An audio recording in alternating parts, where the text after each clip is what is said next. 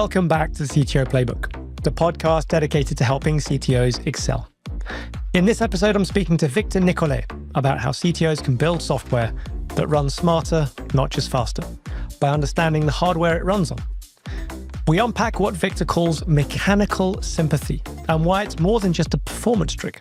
It's a mindset shift. From decoding abstraction layers to making smarter build or buy decisions, we explore real-world stories and strategies that help tech leaders deliver faster systems with less waste and more confidence. If you've ever wondered how deep you need to go to get things truly working efficiently, this one's going to be for you. I'm your host, Adam Horner. As a coach for CTOs from startups to enterprises, I empower tech leaders to escape the cycle of lurching from crisis to crisis and build the skills to lead with confidence, clarity, and purpose. I provide practical, personalized coaching tailored to the challenges faced in your organization, helping each CTO shift from reactive problem solving to proactive strategic leadership. I help each CTO forge their own path for growth, allowing them to delegate confidently, align engineering with the business, and fully step into their role as a trusted, respected peer at the executive table. This podcast enables me to bring some awesome playbooks to you and the many CTOs that are looking to broaden their knowledge base. Between me and my guests, we cover valuable topics for executive tech leaders, providing insights, strategies, and practical advice to help you build and refine your own playbook so that you can excel as a CTO. Victor, welcome. It's really good to have you here. I'm happy to be here. So you've made a bit of a background, a career making software run smarter, not just faster. So for those new to the idea, what is sort of the key point of your way of making software run more efficiently? So it's something we call mechanical sympathy. It's the idea of designing and running software in a way that really plays to the specific advantages of the hardware that you are running on in order to get maximum performance out of it. We call it mechanical sympathy because there's a clean analogy with mechanical systems. Something like an internal combustion engine, for instance, has this power to rotation speed curve. And if you want to get the most power or the most efficiency, then you have to run your engine at a very specific RPM. Right. Even if you have to actually put a gearbox in the middle between your engine and the rest of the system. And really the same applies when you're talking about computer software and hardware. Your CPU, your GPU, your memory, everything that you are running on has some very specific narrow bands where it's going to be running a lot faster and a lot more efficiently. And if you can actually aim for those, which is what we call mechanical sympathy, then you can get better performance without having to get better hardware or more hardware. So is this merely about reducing cost, or is there something more significant to this approach than just saving cost? So there are benefits to software running faster in the general situation, because it lets people experiment more. If you're not afraid of your software taking a long time to get results back to you, then you can be more playful, do more experimentation, and usually you get better results out of it than if you are afraid every single time that you're going to press a button that you have to wait for 5 minutes or for the punch cards to be printed out and get back to you like it happened in the 60s. Right. And is there sort of a classic environment where this kind of approach plays best versus a sort of more traditional, very iterative, very agile approach to software engineering? Oh, I think it's kind of a philosophy that applies in most places. Probably the main idea is, when do you decide whether something should be optimized, and how do you actually approach the subject? It's not incompatible or specifically compatible with an agile approach or a waterfall approach. Okay, cool. Because I mean, I've been there too, trying to squeeze performance out of a 4-rack server. In this case, it was a rack of servers that were completely disconnected from everything else. And so the challenge to overcome actually wasn't in the speed of execution. It wasn't in the terabytes of data we had in there. The challenge was getting data into and out of this air-gapped stack of hardware. So all of the things we optimized, rather than being around the software, was actually around the edges of it. So where and when we move data, not sort of how fast the software ran.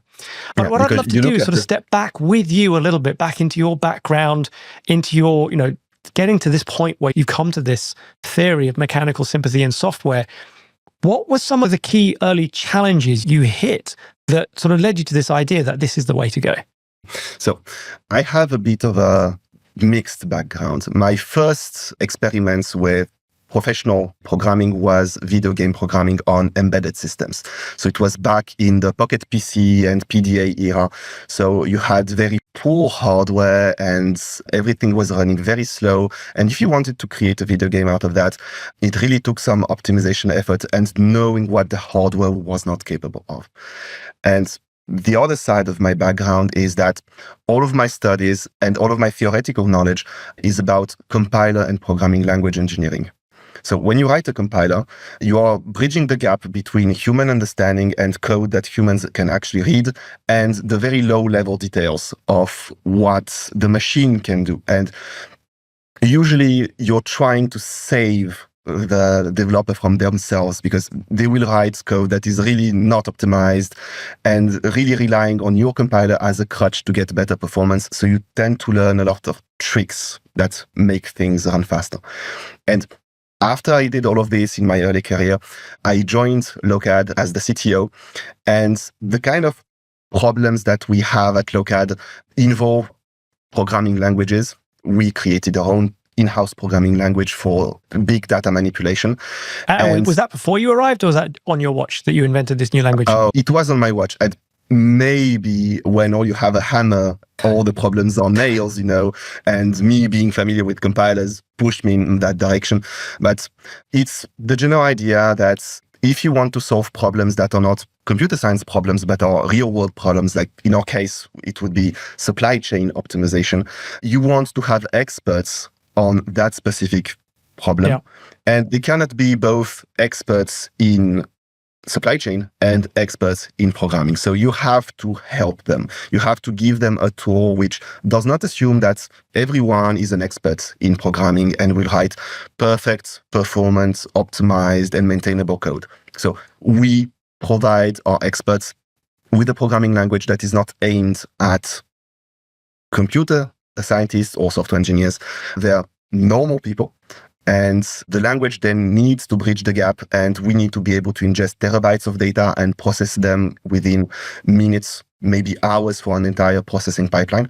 So that involves a lot of optimization at all the layers. So it's very much then a domain-specific language, a DSL as we tend to call it. Yes. And the compiler that you've written, I guess, for that then is very much around how do we turn the intent of that DSL into shifting around the data, optimizing it and preparing it for querying it. Is that roughly the challenge to solve there?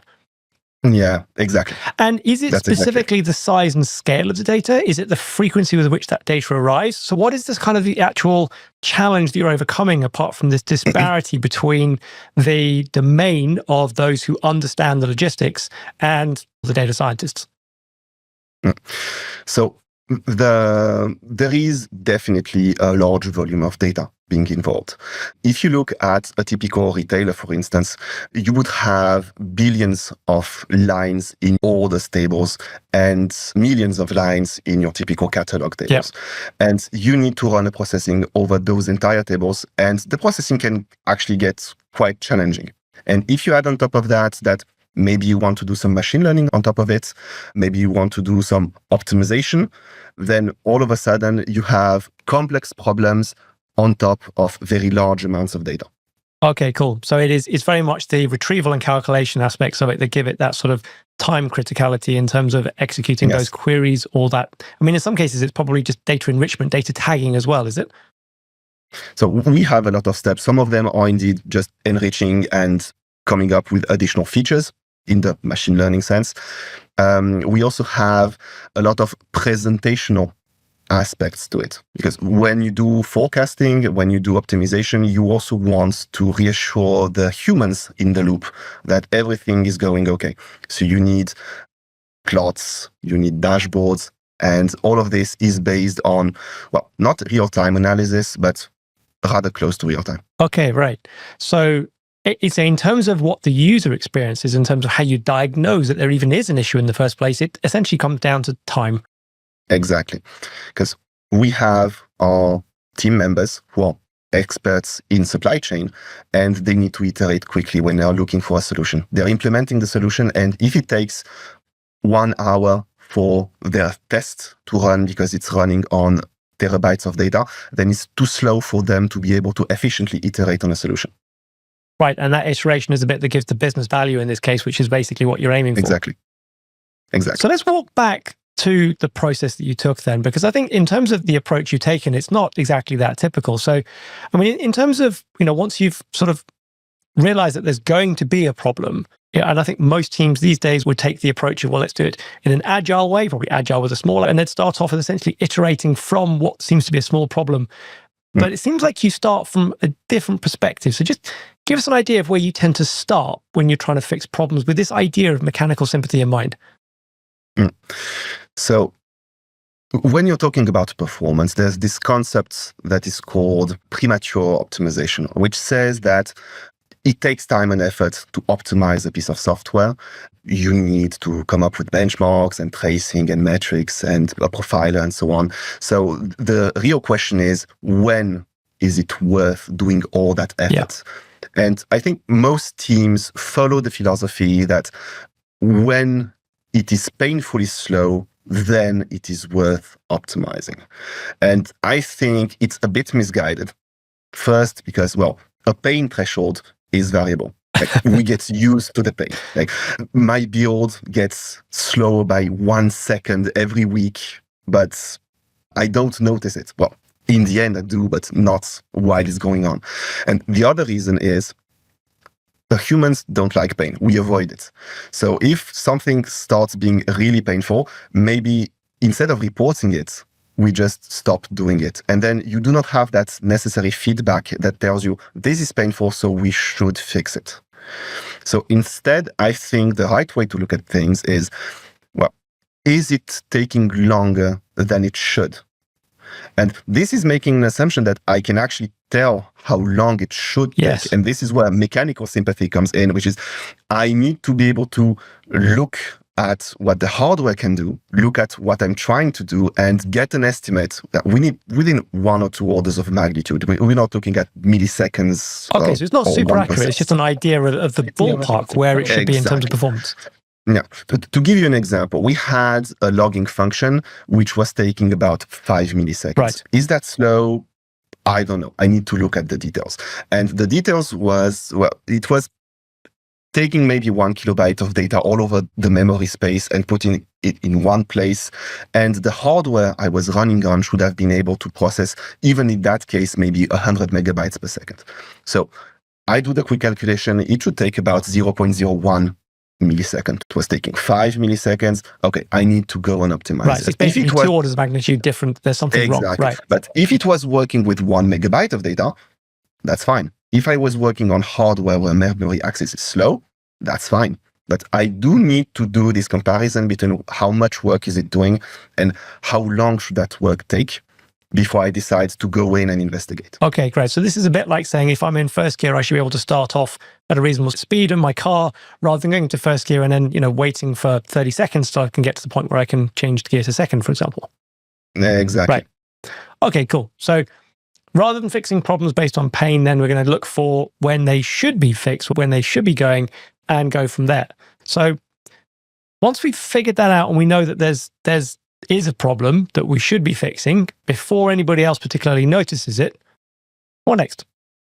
There's this question of knowing what the performance knobs and levers are.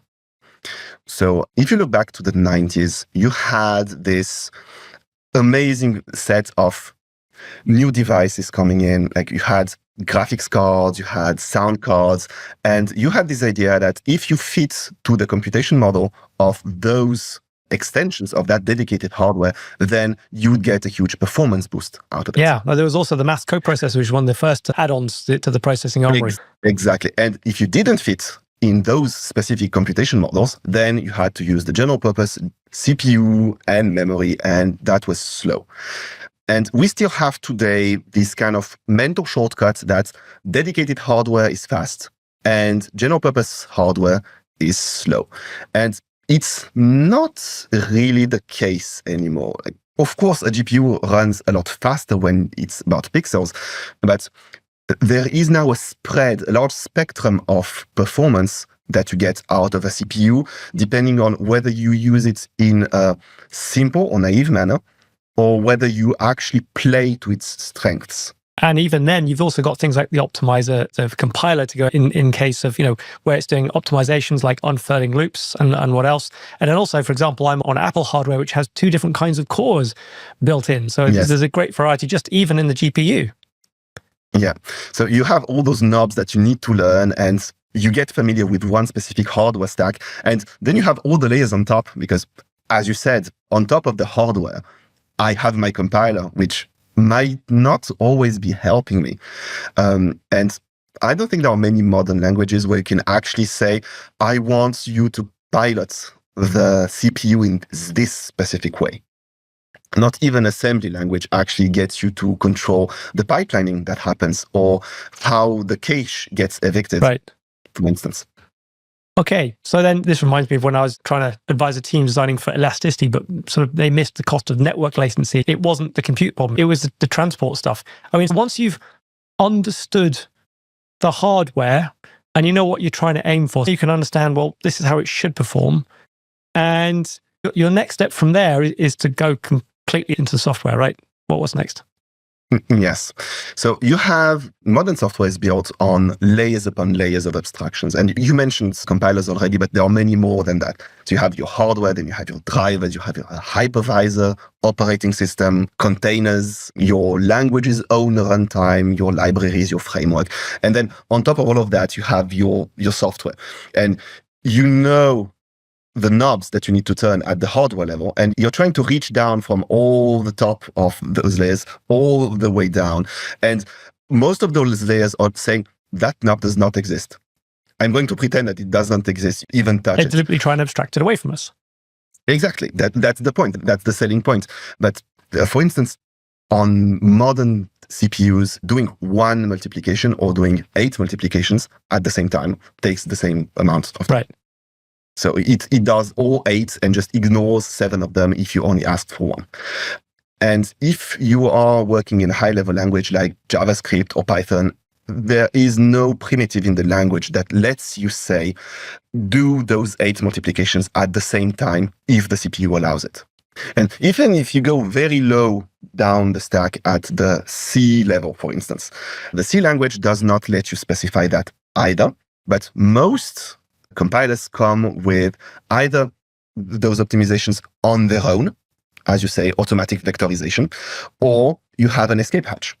You can use something like, I'm going to write assembly, or I'm going to use intrinsics, which are basically tools that let me work around the abstraction of the compiler by saying, oh, I want those 8 operations to be done at the same time.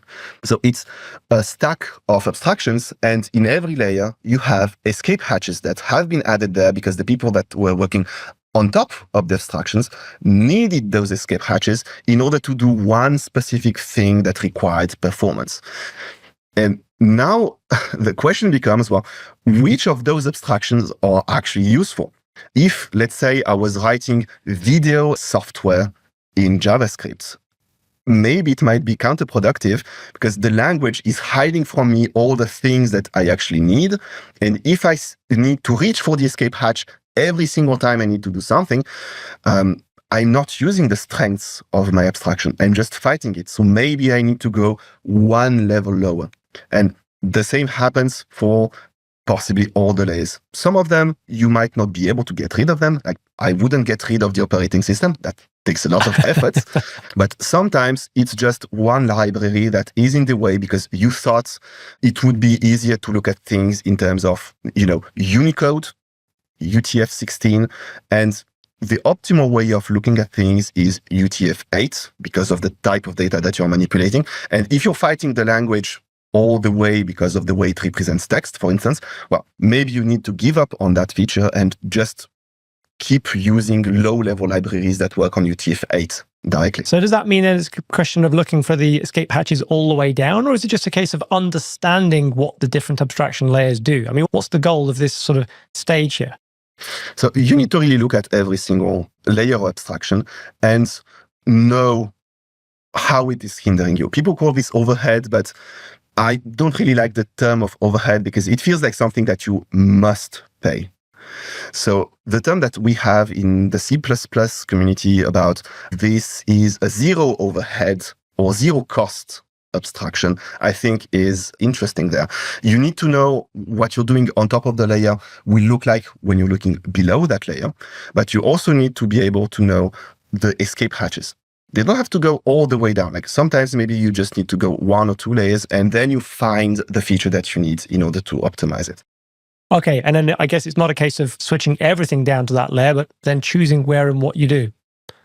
Exactly. Which probably brings us on to the next stage, which is much more about looking at where the data is, what the data shape is, and how that needs to be. So, I mean, in terms of, my experience of data levels, yeah, sometimes you need to reach for a lower level manually. But when it comes to, looking at a failed migration, for example, part of the problem for me was designing for static data when the domain was incredibly dynamic. So the team that tried to build the solution before I came to it had a look at the problem, thought, okay, this fits into this square box.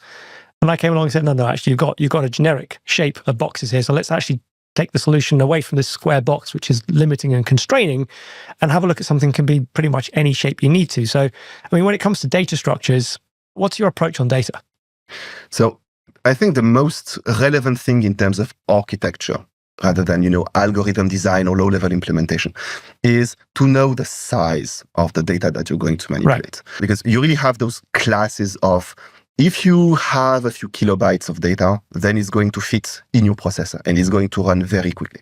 And if you have a few gigabytes, that is going to fit in memory. And then it's going to be a little bit slower, but still very fast. If you have terabytes, it fits on the disk.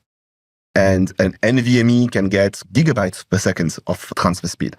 And if you get even more than that, well, now you're looking at a cluster of machines, and now you're transferring data over the network just to have everything fit, and it gets a lot slower. Yeah, even with a fiber mesh, it's still a lot slower. Exactly. You get the latency, you get all those problems on top of it.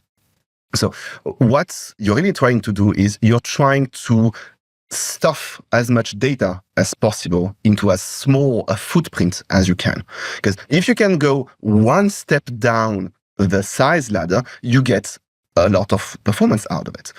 So the good news is most of the time the data is not big because you have a lot of it, but because the individual things that you're storing a million of, those things are taking too much space. Like example being, do you store for every single product in your catalog, or you're looking for a more compact representation?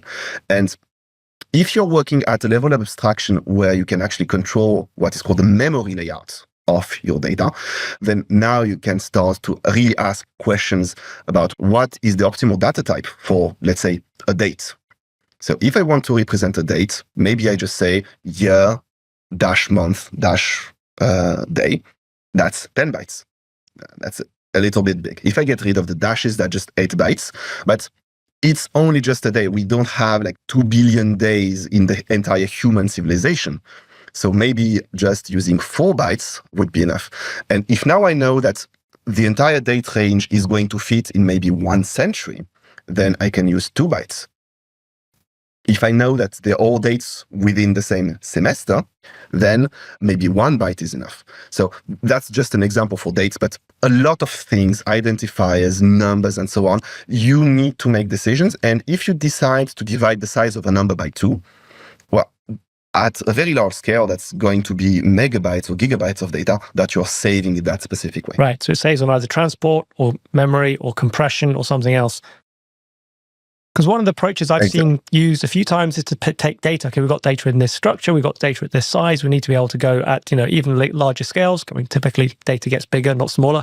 And teams take the approach of actually compressing the data and then using some sort of uncompression on the fly. And the challenge with that is that it's a one-time acceleration that you sort of can't undo after you've done it. Whereas what you're talking about is almost translating the data into a size, scale, and scope for the purposes that you need, even if you lose fidelity on that. So a lossy kind of compression approach, which means you can fit it into the size that is relevant for what you're looking at. I think an interesting thing about compression is that depending on what layer you are at, the kind of compression that you're going to use is going to be more or less effective. For network transfers, for instance, it usually matters a lot because you have this resource, which is network bandwidth, which you're trying to limit the use of, even if you have 3 CPUs on your device that could be put to use to decompress or compress that data.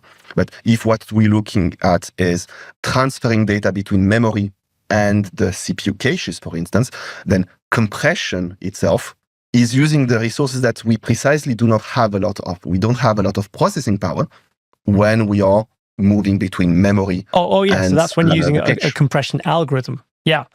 Compression can be interpreted 2 ways. One is where it's compressed with an algorithm, but then the other approach is I'm going to compress it by losing the century part of the year in the example, one of the examples you gave there. So it's a kind of compression because I've reduced the amount of data space it takes up, but it's also lossy because I've now reduced the amount of fidelity I can get out of that number and have to make certain assumptions if it goes over or underflowing the boundaries that I've given it. So yes, understanding what kind of challenge you're overcoming is important as to whether you can use a calculated compression or whether you use a lossy approach to basically reformatting the data so you can move it quicker, even if you don't have to change it once it's got to where it needs to be, whether that's cache or process or whatever. Cool.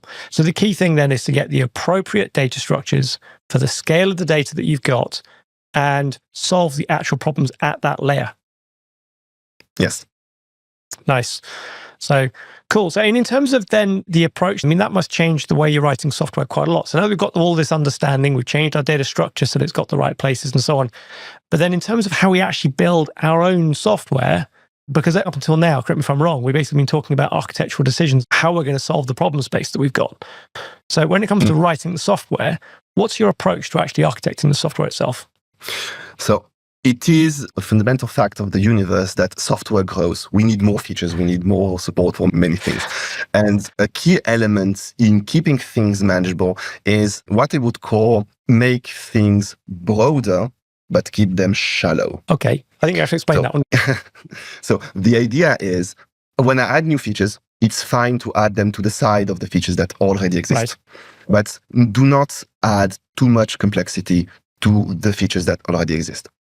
When you're optimizing something, you ideally want to be able to keep all the involved steps in your brain because you're still a human optimizing the things and you want to be able to estimate how long will the hardware take to do this and so on. So if you have a feature that involves jumping around between a lot of processes, maybe even jumping around between services on different machines and calling APIs and so on, it gets a lot harder to be able to keep it all in your head and be able to draw the correct conclusions related to the performance. So what I mean by shallow is if you follow the execution of your feature, that an example would be an HTTP request on a typical website, ideally it should go through very few layers and very few steps on the way in and on the way back out. And then it's fine if you have a million other similar features that have all the same depth because they do not interact badly with one another. If you look at microservices, for instance, there are good and bad ways of doing microservices. And the original definition that really got very popular was that ideally a microservice is independent from the others. So when your microservice system is responding to a request, actually it only involves one of the microservices. And there is no chit-chat between the services themselves. There might be synchronization after the fact, but they do not talk to one another. And that's a good example of broad but shallow, because you have microservices dealing with individual features.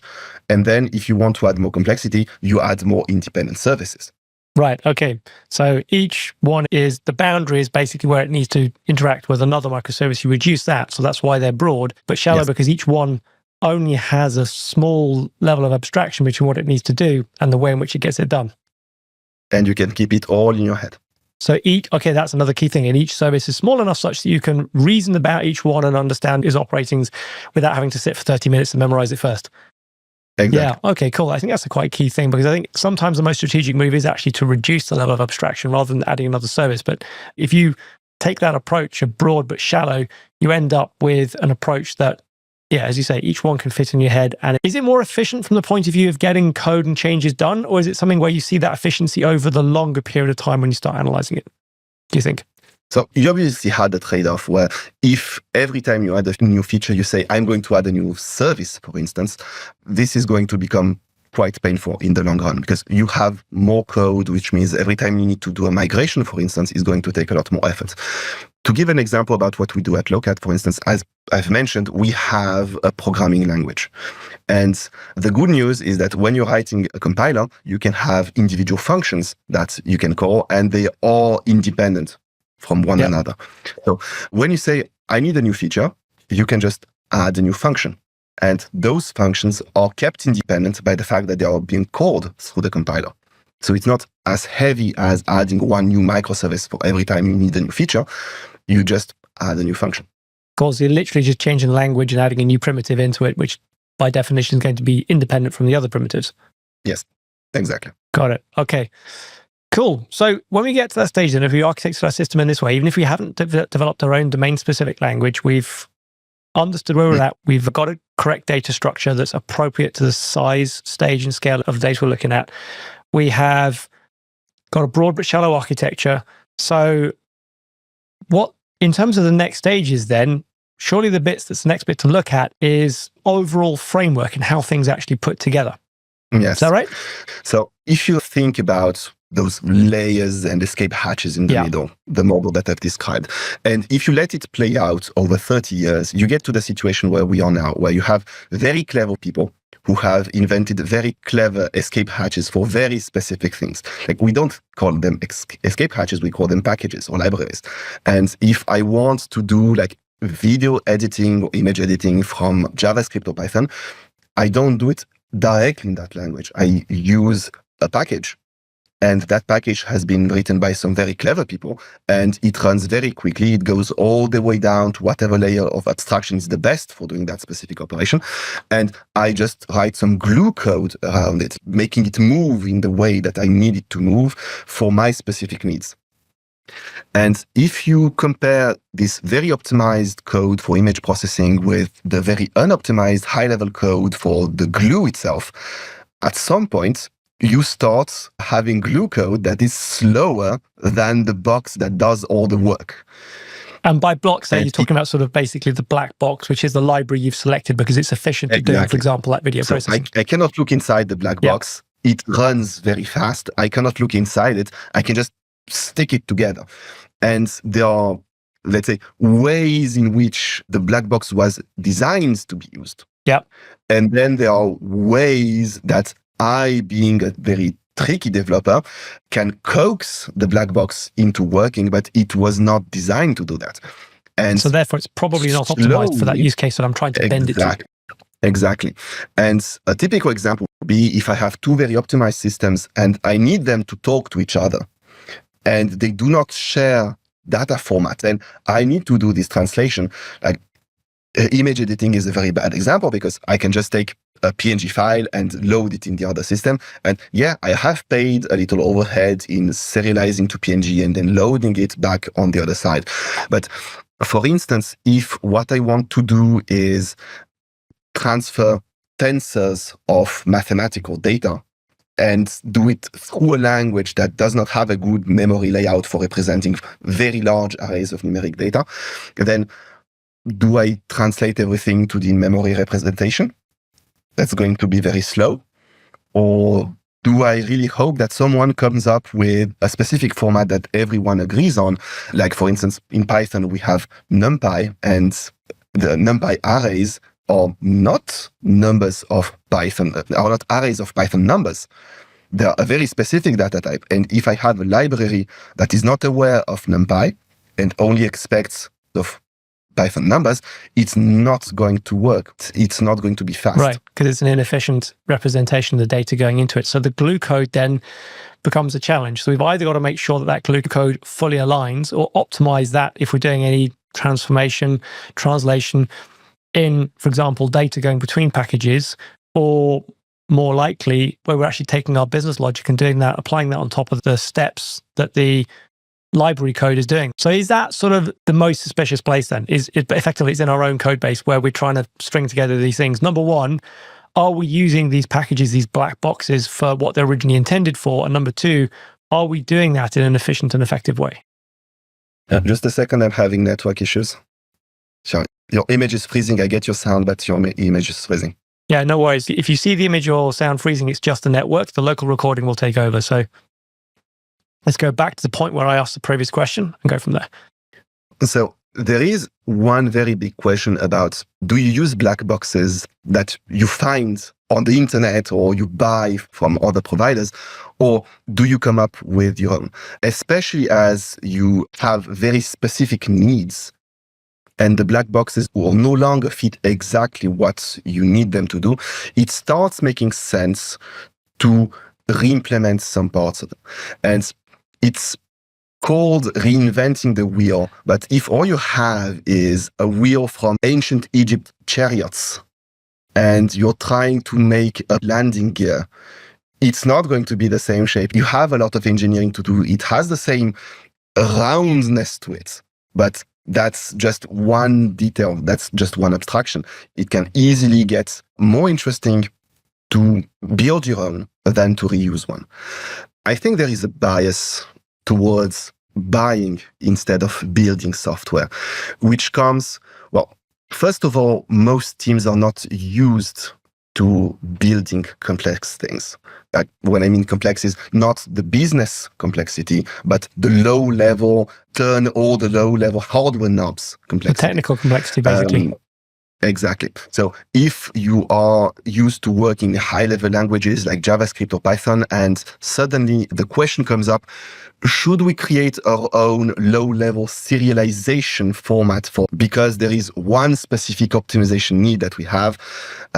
Most people would not feel comfortable with that because it's not what they do on a daily basis. And maybe they would get to a point where they can be familiar enough with that. But if they come from a background where maybe C# or C or Rust, where data layout is something that is manipulated on a daily basis, for instance, they will be more comfortable with that. Lokad actually came up with columnar data storage format about the same time that Apache Parquet came up in 2015, 16. Yeah. So a columnar data format, the idea is that you don't store line after line as you do in a CSV file. What you do is you say, well, I have 200 columns. I only want to use this one and this one. So I need my storage format to let me fetch only the data for those specific columns. And I also want to have like numbers stored as numbers. So my column is only made up of numbers. I need serialization format that is optimized for storing numbers. So those are columnar data formats. Right. Just to put a bit of context there, Parquet is normally used for like table backup or dumping something to disk as a serialized format on disk to reference it relatively quickly without having to read the entire tablet. Yes. And also as an input for a lot of data processing where you have a data lake that contains terabytes and you only want to read a few megabytes or gigabytes out of those huge files. Yeah. And there is an assumption which is made, the Parquet file format, which is that it sits on a disk. Like maybe it sits on the disk of a separate machine somewhere else, but then if you're doing Spark, for instance, then you can move the computation over there instead of copying the data over here. And when you're talking to the disk, the latency is low compared to the network. So you can be chatty. You can say, okay, load this, and based on the data I get from here, I will know the location of another piece of data that I can fetch, and so on. I'm going to do like 10 or 20 jumps around. For a disk-based format, it's fine. When you store your files or your blobs in, let's say, S3 or Azure blob storage, well, now every time you do a request, you pay a tax of a few milliseconds. Of that network hop to go and get it. And that's huge compared to speaking to the disk. So now you need your columnar data format to support saying, I need only this region of my column, and I want to get only this data, and I only want like 2 requests over the network. And Parquet, for instance, would do 10 in order to get that range. And our own format only does 2. Right. So it's a very specific optimization that we come up because of the way that we store the data. We do not store the data on disk. We store the data in network objects. And so the very file format that we use for representing data needs to change in order to be optimized relative to that representation. Right. So it goes all the way back to getting the data representation correct. It also comes back to the, use a library or build it yourself. So it's the build versus buy question, which in your case wasn't actually paying dollars for it because Parquet format is open source, but it is about the overall cost of ownership of that. Yes. And in your case, therefore, the assessment was that it's cheaper long-term to build your own approach to it rather than to take the one that's available off the shelf. Exactly. What was just out of interest, what is the use case where you want to be able to store things across the network, in terms of logistics, rather than going to somewhere that's on a local disk? Is it simply the sheer scale of it, or is it something else that's more subtle than that? It's a bit more subtle. The way that our DSL works is we want to be able to easily debug what happened a month ago. Because when you make decisions in supply chain, the consequences are not obvious immediately. What you're trying to get is, for instance, do not run out of stock 2 months from now. And I need to make a decision today because by the time the cargo ship comes into the harbor, 4 weeks will have passed. And then I need to move the stock from the warehouse to the store. So I'm really doing things weeks or months in advance. Right, so forecasting is critically important there. Exactly. And when things go wrong, the wrong decision was taken 2 weeks ago or 4 weeks ago or 4 months ago. So it is really essential to be able to go back in the past and replay the decisions that we made. Say, why did we decide this? Like, was it a mistake or was it just bad luck? Our decision would have been correct in 99.9% of cases, and we just hit the 0.1% bad luck, and it ended up not being the right decision. And when you look at that, well, you need to keep the data from 4 months ago. So you cannot just say, I'm going to have the current version of the data on the disk of my computation cluster somewhere, and then I'm going to overwrite it every single time. I want that data to be stored in a store that can actually handle petabytes of data. So Lokad stores data on the scale of petabytes rather than just terabytes if we were just keeping the very most recent stuff. Version. Yeah, okay. And if you're looking at petabytes, again, I could reinvent that specific wheel and storing petabytes on my own drives, but at least at our scale, it's cheaper to go with an object storage solution like Azure Blob Storage rather than rolling our own. Excellent. Cool. Yeah, I mean, I'm advising a team that's in discovery mode at the moment, but they've kind of defaulted to the build or buy on the opposite end of the spectrum. They defaulted to building everything by default. And that has the opposite problem in that they are not experts at building those things. So they built things that are, not as good as technology that was available off the shelf from even 15 years ago. But the approach that you're taking very much is optimize first, use the correct building blocks. And once you discover a discrepancy in that versus the performance that you should be seeing, then you go to building it based on that. You have to know why you're building your own. You have to know the failings of the thing that you're replacing in order to build the correct replacement. Absolutely critical. Cool. So, I mean, in terms of the overall pattern then, is it okay if I try and summarize all 7 steps and you can tell me if I haven't quite got it perfectly right? Okay, so I had in the first stage, step 1 was to fix the performance based on the predicted expectations, not on the experienced pain. Step 2 was to understand the hardware and develop knowledge of all the ways in which it runs software, not just the GPU, but the ancillary CPUs, graphics cards, special processing units, etc. Step 3 was to check your abstraction layers to see if they actually hinder more than they help, how many escape hatches you're using to get down to the level of abstraction necessary in order to be efficient on the code you've got. Once you've done that, get your data structures correct for the tiers of data and their usage patterns, which I think is a crucial distinction from where most people stop with that step. Number 5 then was to architect broad but shallow systems. So as few abstractions as necessary, broad in context, but still bounded by what they need to do, such that they don't have extra chat. Number 6 then was to have a look at the glue code, which is what most of us end up writing, for the bottlenecks that actually present in the system. And number 7 was to carefully consider the build or buy, and only build where you know what it is that you're replacing and why you're replacing it. Is that fair enough step all the way through? Excellent, Sanoy. And in terms of that approach then, have you used that repeatedly in your build approach at Lokad then for the kinds of solutions that you're putting together today and ongoing for the logistics industry? So we really use the trigger of this is running slower than it should in order to initiate optimizations. Right. Because usually when people tell you that your solution is too slow, especially if what your solution is a domain-specific language with a lot of moving parts all over the place, you're not looking at a quick win of like 40% of time is being spent on one specific operation. You're looking at a soup of 100 operations, every one of them taking 1% of the time. So what do you optimize? So really, you need to run through all the details and find out which ones are running slower than they should. And you go from there. And once you have this trigger to push you into optimizing something, all the rest follows. Do you think this approach ends up with a smaller overall code base measured in terms of something familiar like lines of code than it would do if you took a sort of fairly vanilla default approach to building code?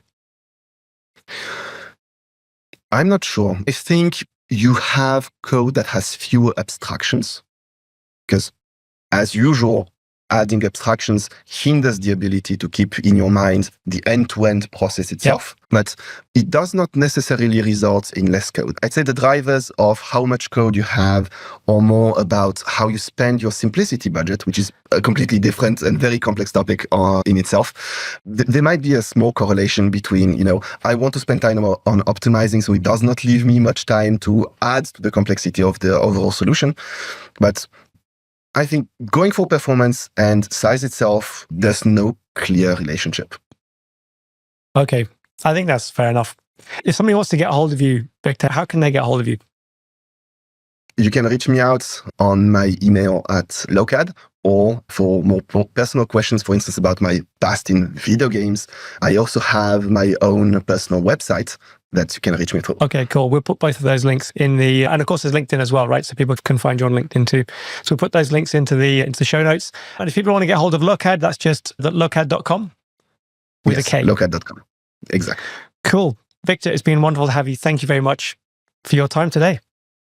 Thank you very much for having me. Cool. And if you're a CTO wrestling with performance trade-offs or trying to level up your leadership, make sure you look us up. Coaching, strategy, and support always tailored to your journey. Until then, keep on delivering with impact. Thank you very much for listening all the way through to the end. Just before you go, I'd like to ask you for one thing in return for putting together all these episodes of the CTO Playbook podcast for you. Please leave a review. Wherever you're listening, whether that is Apple Podcasts or Spotify or whichever platform you're on, leaving a quick review will help more CTOs find the podcast and enable me to create more great episodes. Thank you for listening, and I'll see you on the next episode of the CTO Playbook.